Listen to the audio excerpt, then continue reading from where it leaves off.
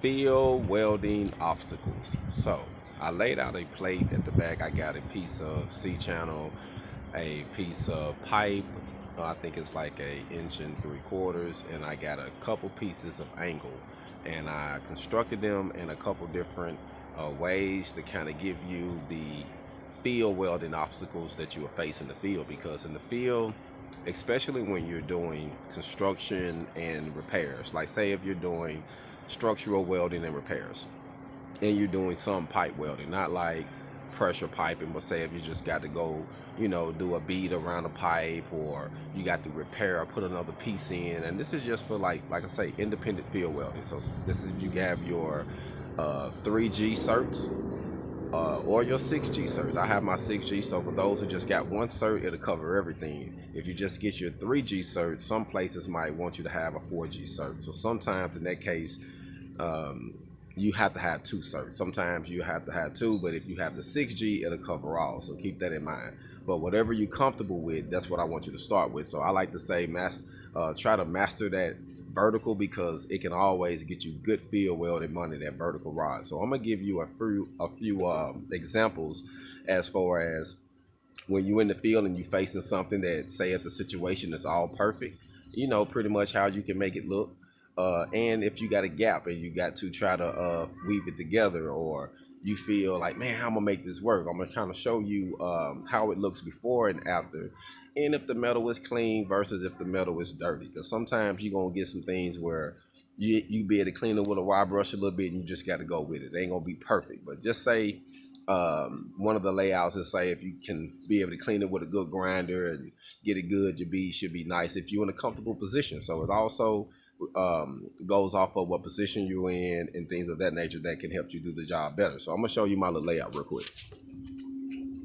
So as you see, I started off with a tight gap here, and as you go up, it gets bigger, because in the field you might face something like this that you just have to fix. You see what I'm saying? Whatever's there can't move, so you just got to make that work and make it happen. And they want a good weld there, so we're gonna work on that. And say you have situations like here, you got more of a tight fit, so this is more like a butt joint, because I left a gap. That way you can get good penetration when you're doing your vertical. And here, I kind of, like I said, I just tack these together so we can run a bead here. And in this one, I actually cleaned it all the way around, and showing you if you're doing something round, because when you're doing round, it's different if you're doing regular structural. The technique is a little different as far as how you hold your rod and stuff like that. So I'm gonna show you how I do it on this machine. I'm gonna have it set, I got it set about on 190, 195. I'll probably cut it down just a little bit, because I'm doing this verse with the gap. Because normally if I got a gap, I like to try to have it cut down at a bare minimum to make sure that I'm not burning away the metal on the side, and the keyhole is getting bigger and bigger. So if you keep your metal, your heat down and your travel speed right, you can be able to blend it in without it getting too hot. So we're gonna try to work on that real quick. So I got a couple rods here. I think on this one, I'm gonna use some of these. I really don't like these that much. I got these from somewhere, but I'm gonna use these 3/32 70/18s instead of the 1/8 ones.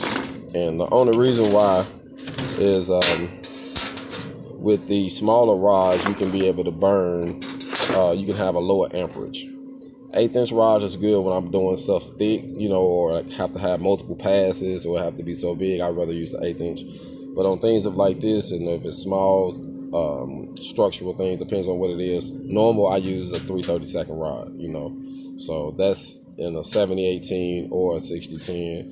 So sometimes I get the 60/10, 1/8, and the 1/8 70/18. So it just depends on what I'm doing, what job I'm doing.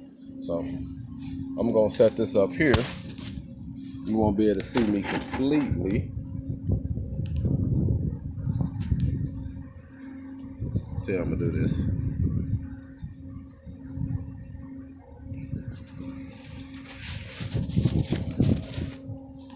I don't know how y'all gonna be able to see this though.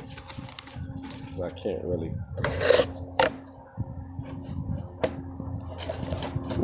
Try to do it like this. That way you can see me some. think I turned the string upside down.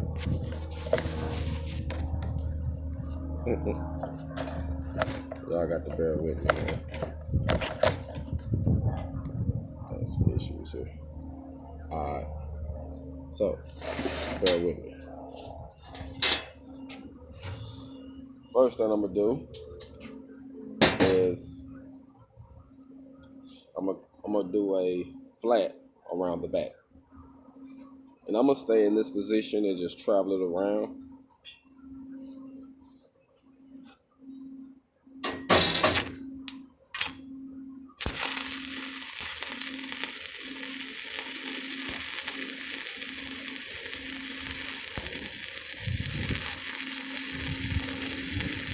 I like to try to keep my gap real tight. That way you can control the arc better if you got your gap tight, your travel speed right.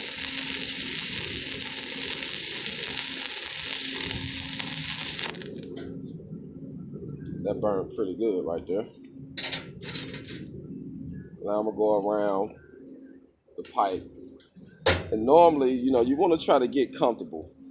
So try to get to a spot where you don't have to stop but probably one. Sometimes I can get it where I don't have to stop at all, but just try to limit your stops on it. That's what I try to do. I try to have one or two stops at most, depends on how the size of the pipe, because the pipe real big, you got to stop multiple times. But, you know, on something small like this, you should be able to limit it to one or two, you know, stops.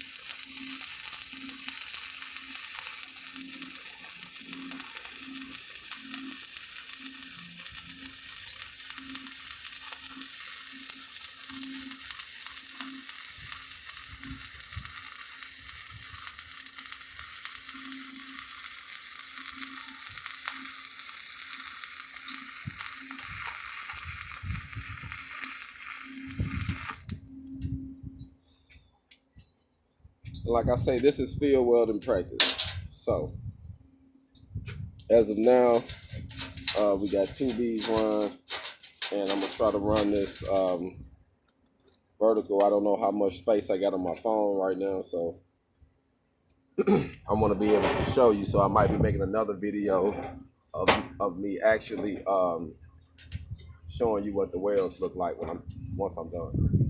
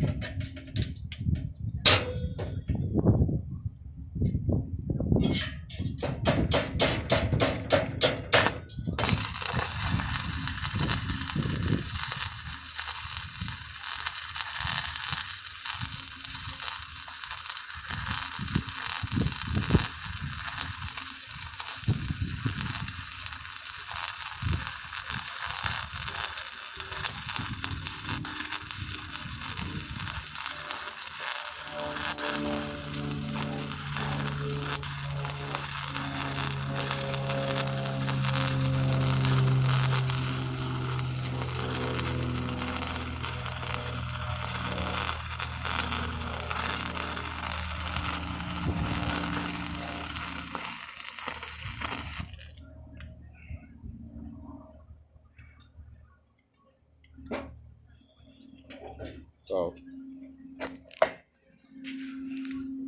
if I can show you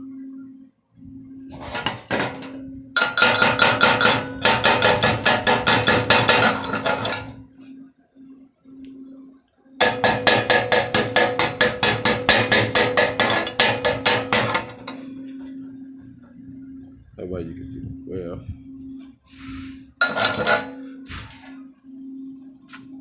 This is the pipe before. Make sure I get that.